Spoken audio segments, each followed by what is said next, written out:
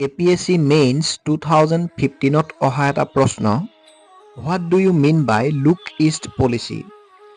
How will enhance India's development policy? এই নীতি 1991 চনত আৰম্ভ হৈছিল আৰু এই নীতি প্ৰধানমন্ত্ৰী PV নৰসিংহ ৰাওৰ চৰকাৰৰ দিনত প্ৰস্তুত আৰু প্ৰণয়ন কৰা হৈছিল আৰু এতিয়ালৈকে তেওঁৰ উত্তৰাধিকাৰীসকলে পালন কৰি আহিছে। এই নীতিয়ে আঞ্চলিক শক্তি হিচাপে নিজৰ স্থান শক্তিশালী কৰাৰ বাবে দক্ষিণ পূব এছিয়াৰ জাতিসমূহৰ সৈতে ব্যাপক অৰ্থনৈতিক আৰু কৌশলগত সম্পৰ্ক গঢ়ি তোলাৰ প্ৰচেষ্টাক প্ৰতিনিধিত্ব কৰে।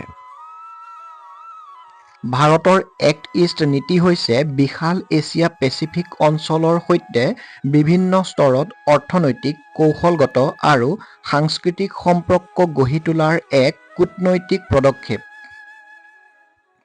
1992 চনৰ পৰা দেশখনে পূব দিশলৈ চলোৱা অভিযানে সমসাময়িক আন্তঃৰাষ্ট্ৰীয় সম্পৰ্কত এই অঞ্চলৰ গুৰুত্বৰ ওপৰত আলোকপাত কৰিছে।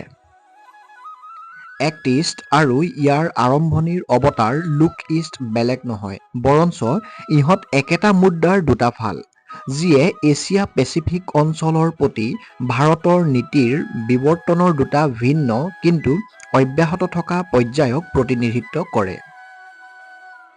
এক্ট ইষ্ট নীতিয়ে চীনৰ ক্ৰমবৰ্ধমান অৰ্থনৈতিক আৰু সামৰিক শক্তি আৰু বিকশিত আঞ্চলিক ব্যৱস্থাৰ ওপৰত ইয়াৰ প্ৰভাৱৰ ওপৰত ভাৰতৰ সৈতে সাধাৰণ উদ্বেগ ভাগ কৰা দেশসমূহৰ সৈতে অৰ্থনৈতিক, কৌশলগত আৰু কূটনৈতিক সম্পৰ্ক তীব্ৰতৰ কৰিবলৈ এক নতুন জোৰ দিলে।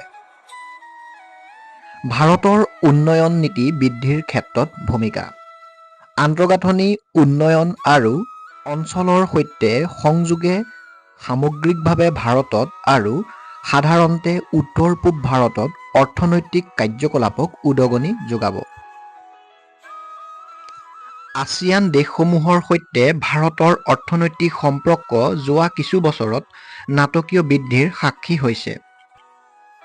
ভাৰত আৰু আছিয়ানে সামগ্ৰী আৰু সেৱাৰ ক্ষেত্ৰত দুখন বাণিজ্যিক চুক্তি স্বাক্ষৰ কৰি 1.8 বিলিয়ন লোকৰ বজাৰ আৰু মুঠ GDP প্ৰায় 3 ট্ৰিলিয়ন মাৰ্কিন ডলাৰৰ সৈতে এটা বৃহৎ বাণিজ্যিক ক্ষেত্ৰৰ সৃষ্টি কৰিছে।